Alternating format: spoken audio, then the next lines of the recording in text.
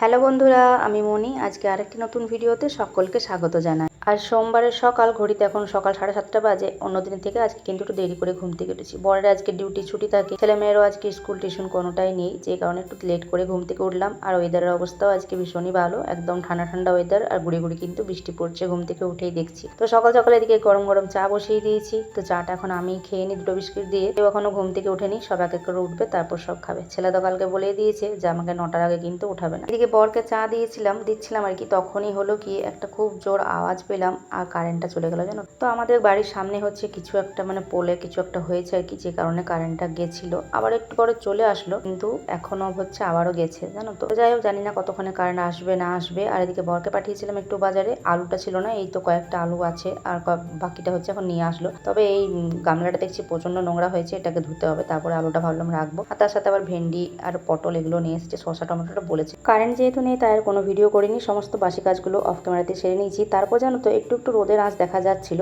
বৃষ্টিটা থেমেছিল, তাই ভাবলাম কি জামা কাপড়গুলো কেচে নিই। প্রথমে তো ভেবেছিলাম কাচবই না, ওয়েদার দেখে। তারপর ভাবলাম যে ঠিক আছে, যদি একটু হালকা হাওয়া তো শোকাবে, তার জন্য কাচলাম। তারপর দেখি এখন হচ্ছে আবারও বৃষ্টি শুরু হয়ে গেছে বেশ কিছুক্ষণ আগে।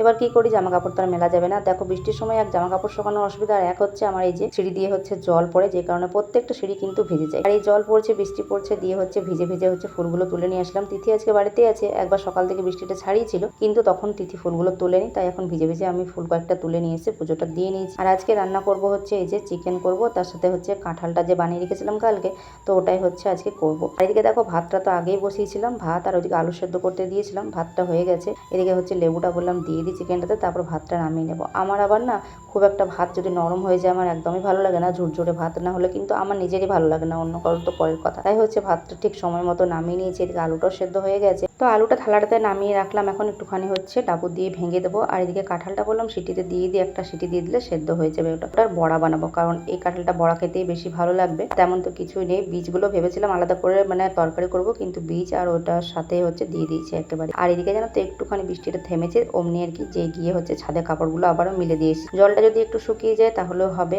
আর এদিকে মশলাটা পেস্ট করে এখানে কাঁঠালটার মধ্যে দিয়ে দিয়েছি, অল্প একটু মশলা বাটাটা দিলাম, আর তার সাথে বেশ কিছু গুঁড়ো মশলা যেগুলো থাকে সেগুলো দিয়েছি, আর তার সাথে বেসন দিয়ে দিয়েছি, একটু কর্নফ্লাওয়ার দিয়ে। চাল বাটা দিলে একটু ভালো হতো, তবে সেটা দেওয়া হয়নি। এদিকে চিকেনটাও বসিয়ে দিয়েছি, চিকেনটা যতক্ষণ কষানো হচ্ছিল ততক্ষণ ওটা আমার হয়ে গেল রেডি। বড়াটা সবার শেষে বানাবো, কারণ হচ্ছে গরম গরম বড়াটা খেতে বেশি ভালো লাগবে। আজকে না বানালেও হতো বড়াটা, তবে কালকে কিন্তু মঙ্গলবার, আর মঙ্গলবার দিন আমি নিরামিষ খাই, যে জন্য বললাম আজকেই বানিয়ে নিই। একটু পেঁয়াজ রসুন আর এসব বাটাগুলো দিলে খেতে ভালো লাগে বেশি বড়াটা। আর এদিকে মাংস কষাতে কষাতে মেয়ে বলছে মা কষা মাংস তুলে দাও, বেশ কয়েকটা পিস তুলে রাখলাম। আর তার সাথে বড়ার জন্য বিশেষ করে রাখলাম, কারণ ও বলে দিয়েছে যে বেশি করে আমার জন্য কষা মাংস রেখে দেবে, ঝোলে খাবো না কিন্তু কষাতে বেশি খাবো। যাই হোক তুলে রেখে দিলাম। আর এদিকে ঝোল দিয়ে দিয়েছি, ওদিকে ঝোলটা যতক্ষণ ফুটছে ততক্ষণ বেশ কয়েকটা জল খাবার খাবো। টুকটাক বাসন পড়তে থাকে, তো সেগুলো ধোয়া মাজা করে নিচ্ছি। আর তার সাথে ওই যে সকালবেলা বললাম না আলুর গামলাটা বেশ নোংরা হয়েছে, তার সাথে ঝুড়িগুলো হচ্ছে একটু ভালো করে হচ্ছে সাবান দিয়ে মেজে দিচ্ছি। তো এগুলোই হচ্ছে টুকটাক কাজগুলো করে নিয়ে আজকে কিন্তু রান্না একটু দেরি করে বসানো হয়েছে, মেঘে মেঘে বেলা যাচ্ছে, তো ঠিক মতো বোঝা যাচ্ছে না, তাই বেলাটা একটু বেশি হয়ে গেছে। আর আজকে রান্না হতে হতে খাওয়ার সময়ও হয়ে যাবে। যাই হোক, এই ফাঁকে হচ্ছে একবার করে তাকাচ্ছি মেঘটার দিকেও, কারণ বৃষ্টি মনে হচ্ছে গুড়ি গুড়ি পড়ছে। তো এদিকে হচ্ছে মাংসটা দেখলে হয়ে গেছিল, তো ওটা নামিয়ে রেখে এই যে বড়াগুলো এখন ভাজতে বসেছি। এদিকে বড় চলে এসেছে, ও স্নান করতে গেল। বড়াগুলো ভাজা হবে গরম গরম, আর খেতে দেওয়া হয়ে যাবে ওদেরকে।